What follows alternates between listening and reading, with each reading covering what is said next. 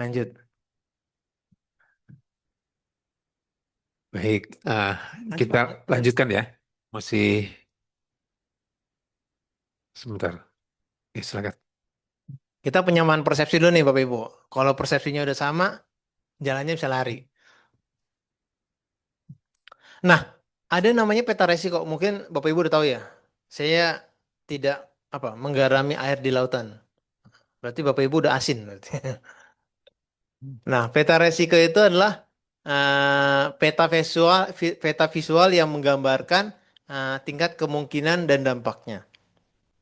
Kalau misalnya setahu saya itu ada dua. Ada misalnya peta resiko perkalian, misalnya kemungkinan tiga kejadian dampak tiga, tiga kali tiga sembilan nilai resikonya. Ada namanya peta resiko heat map. Nah, itu tergantung dia itu lebih memberatkan kepada dampak kalau heat map. Nah, rata-rata KL itu biasanya pakai heat map. Dia karena apa dampaknya itu kalau menurut dia akan lebih penting dan lebih diperhitungkan dibandingkan frekuensi. Karena kalau misalnya frekuensi atau perkalian, dia membagi rata antara frekuensi dan dampak. Tapi kalau heat map itu lebih memberatkan ke dampak. Pak, cara perhitungannya gimana? Wah, ini statistik banget. Saya pernah bacanya, saya pusing. Wah, statistik banget. Nah, tapi ini lagi dikaji nih sama Bagren, ya kan? Kira-kira heat map-nya, dampaknya apakah sudah sesuai atau belum? Nanti di aplikasi juga kayak seperti ini Bapak Ibu. Ketika kami ngajarin Pemda, nanti di aplikasinya kayak kami menyesuaikan nih. Kira-kira dia pakai peta resiko perkalian ataukah heat map. Lanjut, Mas. Nah, ini peta resiko yang kalau misalnya Bapak Ibu pernah lihat warna-warni kayak gini, ini peta resiko. Yang saya dapetin di Kemendagri itu masih hitam putih. Sekarang saya dapatnya fotokopian ya. Saya nyari-nyari nggak dapet-dapet. Mungkin di format Rix Register Bapak Ibu warna-warni ya. Nah, warna-warni. Nah, bentuknya kayak gini. Jadi kalau warna-warni ini peta resiko. Lanjut. Nah, kalau peta perkalian kayak gini Bapak Ibu yang tadi saya bilang nih.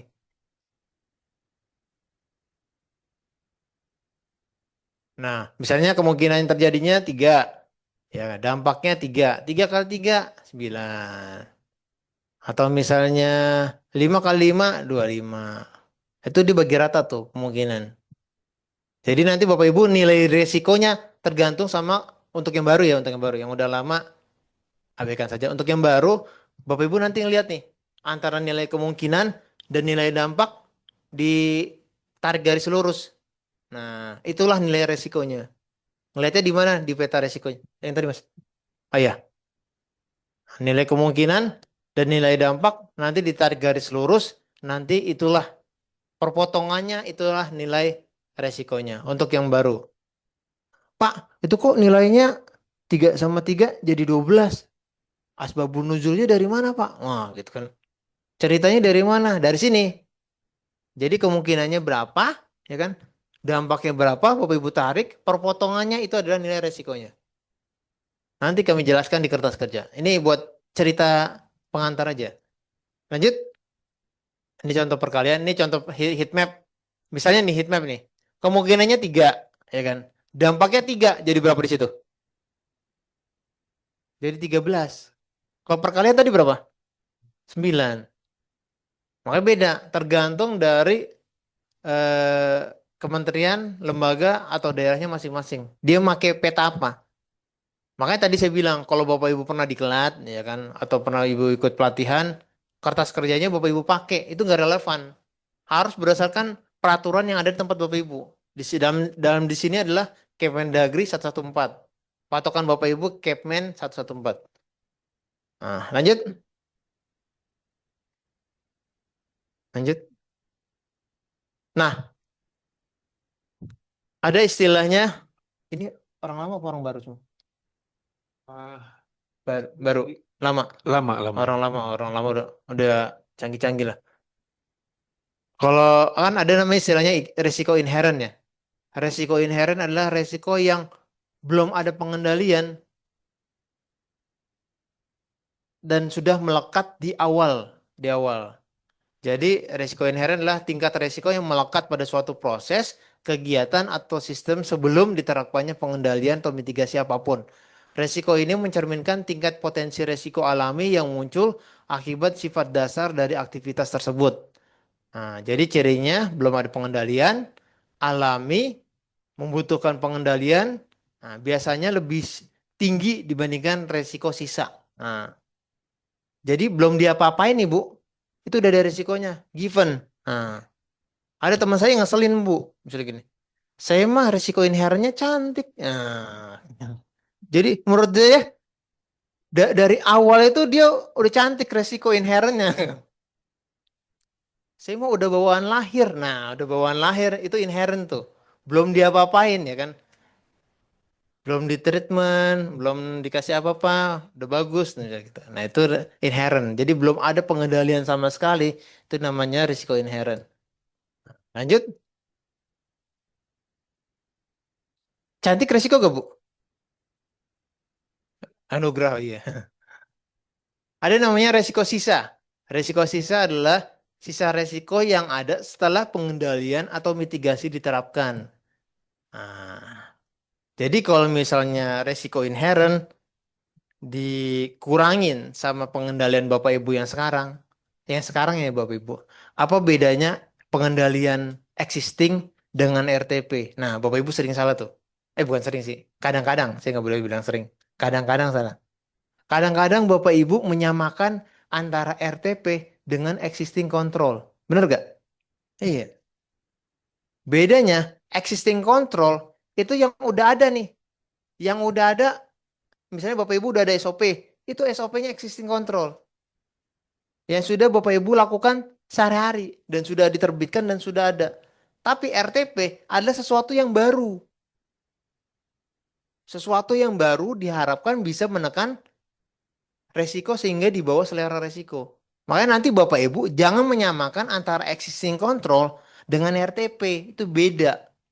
RTP itu baru, existing control itu yang udah ada. Kayak gitu. Lanjut Mas.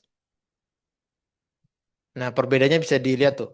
Inherent belum ada sebelum pengendalian. Residu setelah pengendalian. Terus apa lagi? Risiko residu penting dipantau karena menunjukkan apakah kontrol yang dilakukan sudah efektif, menjadi dasar untuk keputusan manajemen risiko selanjutnya, lanjutan. Nah, kan nanti kita lihat juga nih, apakah pengendalian kita yang sekarang itu sudah bisa menurunkan resiko di bawah selera resiko apa enggak, ya kan? Jadi misalnya inherent Bapak Ibu 12, ya kan? Eh, inherent, bukan selera. Misalnya inherentnya itu misalnya 15. 15. Selera resikonya 11. Atas resiko 15 itu Bapak Ibu punya SOP, ya kan? Dari 15 ternyata hanya turun 2, jadi 13. Kira-kira pengendaliannya sudah cukup belum? Belum. Karena apa? Dia masih di atas selera resiko. Berarti Bapak Ibu harus bikin RTP baru sehingga yang tadinya 15 jadi 11 atau 10. Nah, makanya dibilang menunjukkan apakah kontrol yang ada sudah efektif atau belum. Kalau sudah efektif, berarti dia sudah menekan resiko di bawah selera resiko. Itu dibilangnya efektif. Bisa, Bu. Jadi kan RTP itu bisa macam-macam outputnya. Bisa aplikasi, bisa kegiatan, bisa dokumen, bisa kebijakan, macam-macam tuh, Bu. Kalau menurut Ibu RTP-nya itu, oh RTP, SOP baru nih. Wah, misalnya verifikasi kita sering jebol nih, ya kan? Karena apa? Misalnya SOP yang lama belum update, ya kan? Ada peraturan Kemenq terbaru nih terkait verifikasi. Bapak Ibu bikin ini SOP baru. Nah, kalau menurut Bapak Ibu SOP baru itu bisa menekan, ya nggak apa-apa, kayak gitu. Jadi sesuatu yang baru. Hmm. Lanjut. Nah, ada namanya prioritas resiko. Nanti ceritanya kalau Bapak Ibu bayangin, inherent, ya kan, dikurang existing control, ya kan, jadi residu. Residu itu nanti kita urutin nih. Residu itu kan nanti ada nilainya. Urutin dari nilai yang paling tinggi ke nilai yang paling rendah. Itu namanya prioritas risiko. Nanti pimpinan juga ngelihat kira-kira resiko mana yang harus dimitigasi di awal karena dia itu sangat tinggi ya. Nah, itu gunanya prioritas risiko. Ketika Bapak Ibu nggak melakukan prioritas risiko, nanti pimpinan bingung resiko mana yang harus dimitigasi duluan. Gitu. Karena resiko yang sangat tinggi itu akan mengganggu tujuan organisasi dan harus dimitigasi. Apalagi nilainya 25 misalnya. Ya. Jadi nanti Bapak Ibu di kertas kerja kami udah ada perankingan ya. Nah, nanti secara otomatis nilai resiko residunya nanti secara otomatis muncul perankingan. Kalau manual Bapak Ibu harus satu-satu tuh. Wah, ini 25. Misalnya gini, saya nanya nih. Misalnya eh ada resiko gini, ketika nilainya itu sama-sama nggak mungkin ya. Mungkin nilainya sama. Bisa. Misalnya sama kayak gitu. Nanti kalau misalnya sama, nanti Bapak Ibu ngelihat dari faktor dampak. Hmm. Misalnya sama-sama 20 misalnya ya. Misalnya sama-sama 20. Oh, iya. Ya kan? Kalau kalau itu kan kalau perkalian. Impact. Ya, kalau heat map kayaknya nggak mungkin, tapi kalau misal perkalian misalnya itu mungkin. Misalnya sama-sama nilainya 20. Kalau sama-sama nilai 20, lihat yang dampaknya lebih besar. Nilai dampaknya lebih besar. Kalau nilai dampaknya lebih besar, pakai prioritas yang lebih tinggi. Kalau nilainya sama, kayak gitu. Tapi kalau pakai heat map nggak mungkin. Tapi kalau misalnya pakai nilai perkalian, itu memungkinkan. Seandainya Bapak Ibu ditanyakan sama anaknya, Pak, misalnya, anaknya jago resiko nih.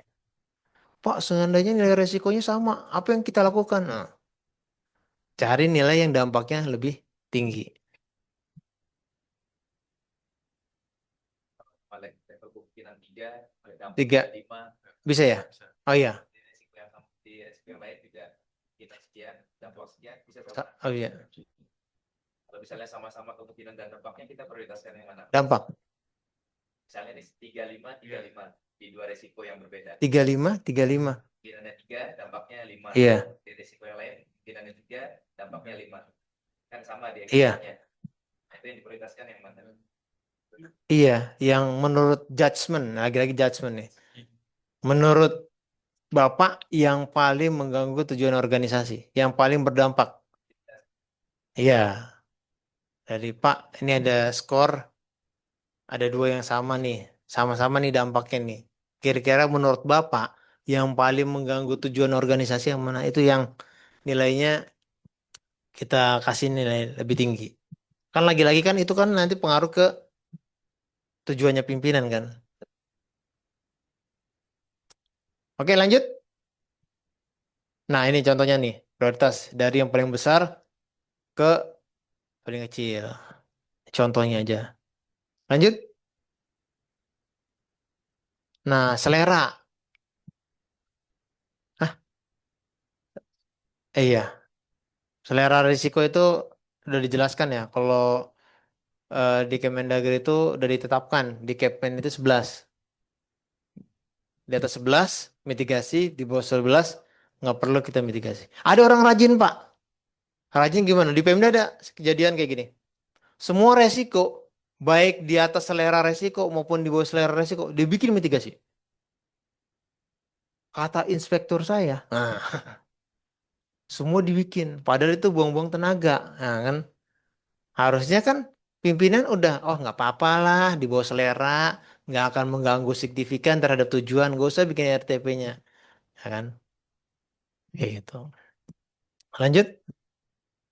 Terus ada kejadian nih, Pak, seandainya nih eh resiko UK1 seleranya dengan resiko KL bisa sama gak? Ataukah bisa beda? Ada pertanyaan gitu. Kalau secara teori itu bisa beda. UK1 itu bisa beda dengan resiko KL asal nggak boleh lebih tinggi dibandingkan resiko KL. Dan itu harus tercantum di peraturannya. Selama itu nggak ada tercantum di peraturannya, itu dianggap seleranya sama semua antara resiko KL dan UK. Gitu. Kalau di sini Karena nggak tercantum,